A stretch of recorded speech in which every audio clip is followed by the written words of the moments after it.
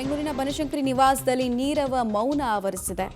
ಆಸ್ಪತ್ರೆಯಿಂದ ಬನಶಂಕರಿ ನಿವಾಸಕ್ಕೆ ಮೃತದೇಹವನ್ನು ರವಾನಿಸಲಾಗಿದೆ. ಬೆಳಗ್ಗೆ 11:30 ತನಕ ಸಾರ್ವಜನಿಕರಿಗೆ ಅಂತಿಮ ದರ್ಶನಕ್ಕೆ ವ್ಯವಸ್ಥೆಯನ್ನ ಮಾಡಲಾಗಿದೆ. ಅಂತಿಮ ದರ್ಶನಕ್ಕೆ ಗಣ್ಯಾತಿ ಗಣ್ಯರ ದಂಡೆ ಆಗಮಿಸುವಂತಹ ಸಾಧ್ಯತೆ ಇದೆ. ಹಾಲಿ ಮುಖ್ಯಮಂತ್ರಿಗಳಿಂದ ಹಿಡಿದು ಮಾಜಿ ಮುಖ್ಯಮಂತ್ರಿಗಳ ತನಕ ಎಲ್ಲರೂ ಕೂಡ ಸಂತಾಪವನ್ನು ಸೂಚಿಸ್ತಾ ಇದ್ರು. ಅಷ್ಟರ ಮಟ್ಟಿಗೆ ಅಪರ್ಣಾ ಅವರು ಇಡೀ ಕರ್ನಾಟಕದಲ್ಲಿ ತಮ್ಮ ಶಾಶ್ವತವಾದಂತಹ ಸ್ಥಾನವನ್ನು ಗಳಿಸಿದವರು. ಇದೆಲ್ಲದಕ್ಕೂ ಕಾರಣ ಅವರ ಕನ್ನಡ ಬಗೆಗಿನ ಜ್ಞಾನ.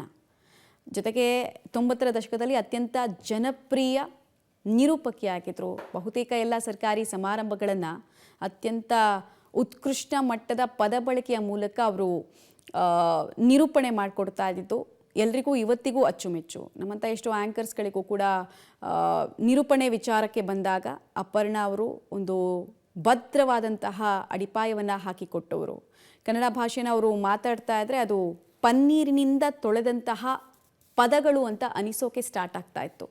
ಅಷ್ಟರ ಮಟ್ಟಿಗೆ ಮೃದು, ಸ್ಪಷ್ಟ, ಉತ್ಕೃಷ್ಟ ಗುಣಮಟ್ಟದ ಕನ್ನಡದ ಪದ ಬಳಕೆ ಹಾಗೂ ಅವರು ಯಾವುದೇ ಒಂದು ಕಾರ್ಯಕ್ರಮವನ್ನು ನಿರೂಪಣೆ ಮಾಡ್ತಾರೆ ಅಂತ ಹೇಳಿದಾಗ ಅಲ್ಲಿ ಸಾಹಿತ್ಯದ ಜೋಡಣೆ ಅನಾಯಾಸವಾಗಿರ್ತಾ ಇತ್ತು. ಅಂದರೆ ಕುವೆಂಪು ಅವರ ಕವನಗಳನ್ನು ಹೇಳ್ತಾ ಇದ್ದಿತ್ತು ಅಥವಾ ನರಸಿಂಹಸ್ವಾಮಿಯವರ ಕವನದ ಸಾಲುಗಳನ್ನು ಹೇಳ್ತಾ ಇದ್ದಿತ್ತು. ಈಗಲೂ ಕೂಡ ಕಣ್ಣಿಗೆ ಕಟ್ಟಿದ ಹಾಗೆ ಇದೆ.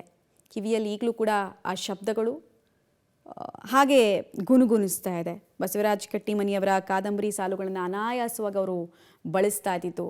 ಸಾಹಿತ್ಯದ ಜೊತೆಗೆ ಕನ್ನಡದ ಕಾರ್ಯಕ್ರಮಗಳನ್ನು, ನಿರೂಪಣಾ ಕಾರ್ಯಕ್ರಮಗಳನ್ನು ತೆಗೆದುಕೊಂಡು ಹೋಗ್ತಾ ಇದ್ದಿದ್ದು ಅವರ ವಿಶಿಷ್ಟ ನಿರೂಪಣೆಗೆ ಹಿಡಿದಂತಹ ಕೈಗನ್ನಡಿ. ಪತ್ನಿ ಸುದೀರ್ಘವಾಗಿ ಕ್ಯಾನ್ಸರ್ ಜೊತೆಗಿನ ಹೋರಾಟವನ್ನು ಮಾಡ್ತಾ ಇದ್ದಿದ್ದರ ಬಗ್ಗೆ ಕೂಡ ಅವರ ಪತಿ ನಿನ್ನೆ ರಾತ್ರಿ ಹೇಳ್ತಾ ಇದ್ರು. ಇನ್ಫ್ಯಾಕ್ಟ್ ವೈದ್ಯರು ಹೇಳ್ತಾ ಇದ್ರಂತೆ 6 ತಿಂಗಳಷ್ಟೇ ಅವರು ಬದುಕೋದು, ಶ್ವಾಸಕೋಶದ ಕ್ಯಾನ್ಸರು 4th ಸ್ಟೇಜಿಗೆ ತಲುಪಿದೆ, 6 ತಿಂಗಳಿರ್ತಾರೆ ಅಂತ 2 ವರ್ಷದ ಹಿಂದೆ ಹೇಳಿದ್ರಂತೆ.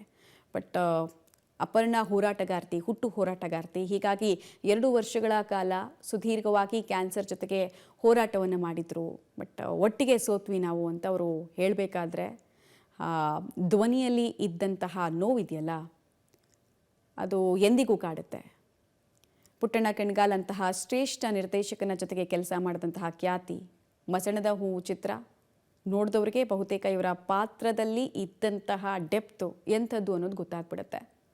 ಅದಾದ ನಂತರ ಅನೇಕ ಕಿರುತೆರೆ ಸೀರಿಯಲ್ಗಳಲ್ಲಿ ನಟಿಸಿದರು.